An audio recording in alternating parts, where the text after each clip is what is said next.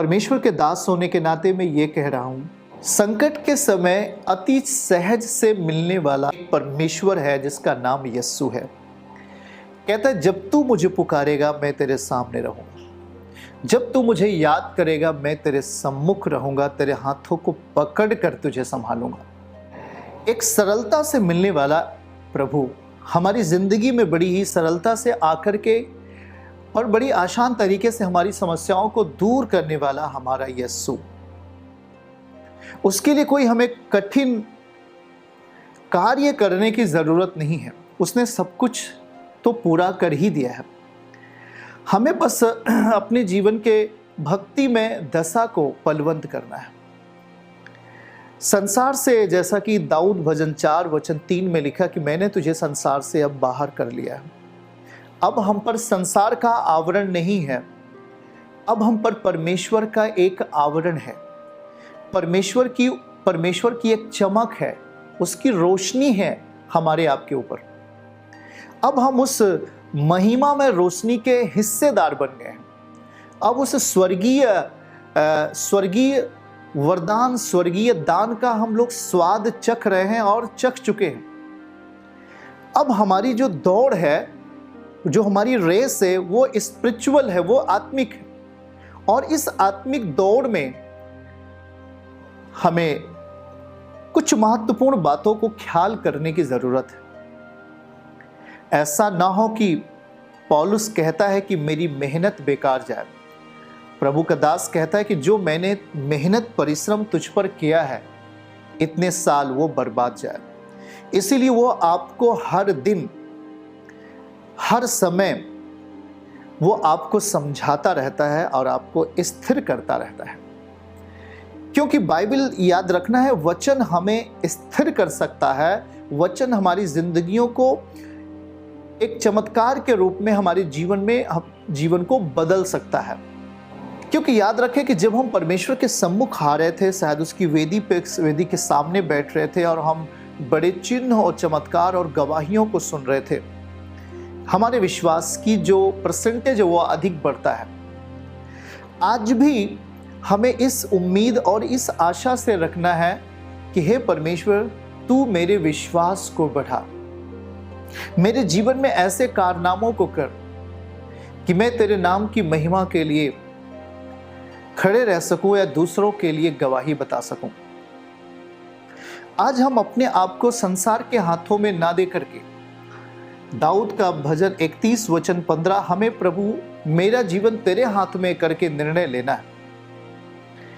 हमें पाप की परिस्थिति से बाहर आना है, बुराई की परिस्थिति से बाहर आना है, गंदगी की परिस्थिति से बाहर आना है। आपका एक निर्णय आपके परिवार और हजारों परिवारों के लिए एक आशीष का कारण आप बनेंगे। एक छोटी सी गवाही मैं आपके सामने बांटना चाहूँगा। 2 बहनें थीं और वो दोनों बहनें, उनको आदेश दिया गया सेवकाई की ओर से कि आप उस एरिया में जाएं और प्रभु का प्रचार करके आए, उन्हें शिक्षित करें, उन्हें आशीर्वादित करें। तो वो दोनों बहनें प्रभु का सुसमाचार सुनाने के लिए वहाँ चली जाती हैं। और जब उस नगर में जाती हैं, प्रभु का काम होता है, यीशु का गुड न्यूज़, सुसमाचार लोगों को बताया जाता है और वहाँ बहुत सारे लोग सुसमाचार को सुनते हैं, प्रभु के कारनामों को, आश्चर्य कर्मों को देखते हैं और बड़ा अद्भुत काम होता है। और वहाँ पर उन बहनों को आने में काफ़ी देर हो जाती है, उनको पहुँचने में, उनको वापस आने में काफ़ी देर होने लगती है।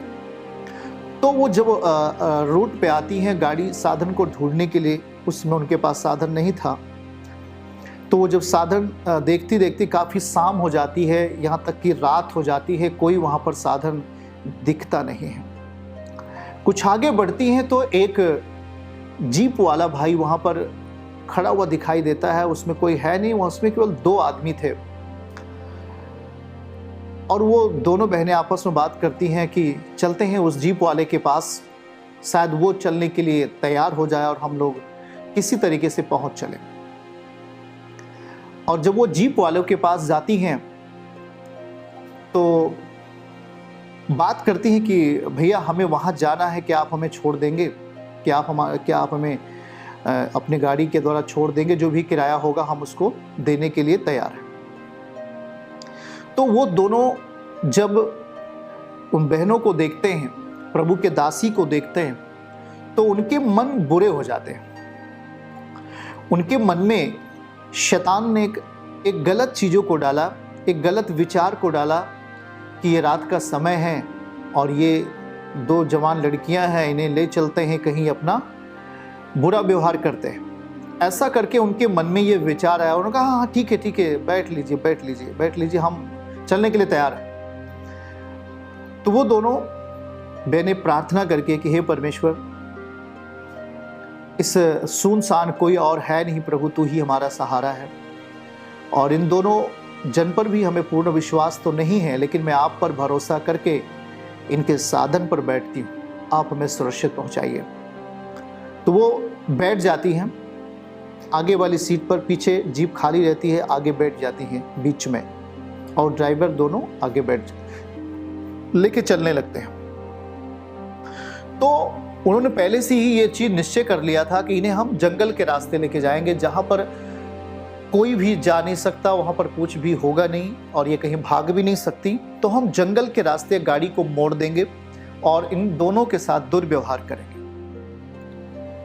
और इस तरीके से उनकी मानसिकता पूरी तरीके से उन दोनों को अशुद्ध करने के लिए, उनके जीवन को पाप में, वो खुदावन की जो बेटियां थी उनके साथ दुर्व्यवहार करने के लिए अपनी मानसिकता को तैयार कर लिए थे। कुछ दूर ही जब पहुंचते हैं तो वो जब गाड़ी को मोड़ना चाह रहे हैं, जहां वो जाने का निश्चय कर लिए हैं, जहां पर एक सुनसान स्थानों पर ले जाने के लिए निर्णय कर लिए, जब वो हैंडल को मोड़ते हैं तो हैंडल तो मुड़ ही नहीं रही है, हैंडल सीधा जा रही, मतलब वो सीधे, और वो मोड़ना चाह रहे हैं कि मैं जंगल की ओर मोड़ करके गाड़ी लेके चलूं, सुनसान एरिया में गाड़ी को घुमा दूं, लेकिन वो घुमाने का प्रयास करते, ब्रेक लगाने का प्रयास करते, गाड़ी उसी स्पीड में सीधे चली जा रही, वो मुड़ ही नहीं रही है। उन्होंने सोचा क्या खराबी आ गया इसके साथ कि ये मुड़ ही नहीं पा रही है, इस गाड़ी में क्या हो गया है, मैं जंगल की ओर मोड़ना चाह रहा हूं और ये मुड़ ही नहीं रही है। तो वो दोनों ने पीछे जब देखा, उन दोनों प्रभु की दासी को जब देखा, उन प्रचारकों को देखा, तो देखा कि उन दोनों के पीछे 4 लोग और बैठे हुए, और बड़े मजबूत लोग बैठे हुए, लंबे चौड़े लोग, 4 लोग पीछे बैठे हुए। और वो लोग देखते ही उनकी हालत खराब हो गई। उन्होंने कहा कि ये कहां से आ गए, हमने तो केवल 2 को बैठाया था, पर ये 4 आ कहां से गए। वो हैरान हो गए और डर गए, उनके अंदर डर आ गया परमेश्वर का, और वो जहां जाना चाहती थी वो दोनों बहनें सुरक्षित वहां उन लोगों ने पहुंचा दिया।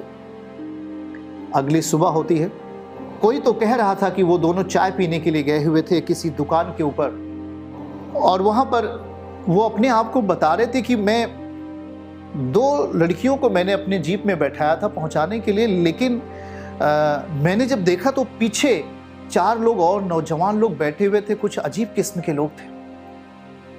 तो वो व्यक्ति आकर के इस बात को सूचना देता है कि ऐसी ऐसी बातें थी। तो परमेश्वर के प्रिय बेटे बेटियों, हमारा कहने का अर्थ क्या है कि आज हमारा परमेश्वर आपसे इतना प्रेम करता है, यीशु आपको एक क्षण, एक सेकंड भी नहीं छोड़ना चाहता। वे कहता है कि मैं थोड़ी देर में तुझे दिखाई दूंगा और थोड़ी देर में तुझे दिखाई नहीं दूंगा। परमेश्वर की जो महिमा है, यीशु जैसे शरीर में गया वैसे पवित्र आत्मा हमारे बीच में उपस्थित हो गया। आज हम अपनी जिंदगी में निर्णय नहीं ले पाते, जहां पाप आ गया हम पाप को अपनी जिंदगी में अपने अंदर स्वीकार कर लेते हैं। जहां पे गुनाह करने का मौका आ गया हम गुनाह कर लेते हैं। जहां पर बेविचार करने का मौका आ गया हम बेविचार कर लेते हैं। आप जरा सोच के देखो कि परमेश्वर कितना कंसंट्रेट है, वो कितना ध्यान करता है आपके जीवन के हर एक पहलू पर। वो कितना आपको संभालता है, कितना आपको, आपकी जिंदगी को वो सुरक्षित रखना चाहता है। चर्च की सभी प्रार्थनाओं को और परमेश्वर के दास के द्वारा टीचिंग सुनने के लिए और अपडेट्स को जानने के लिए हमारे इस चैनल को सब्सक्राइब करें और साथ में बेल आइकन को जरूर दबाएं, ताकि जब भी लाइव प्रार्थना हो तो सबसे पहले आप देख सकें।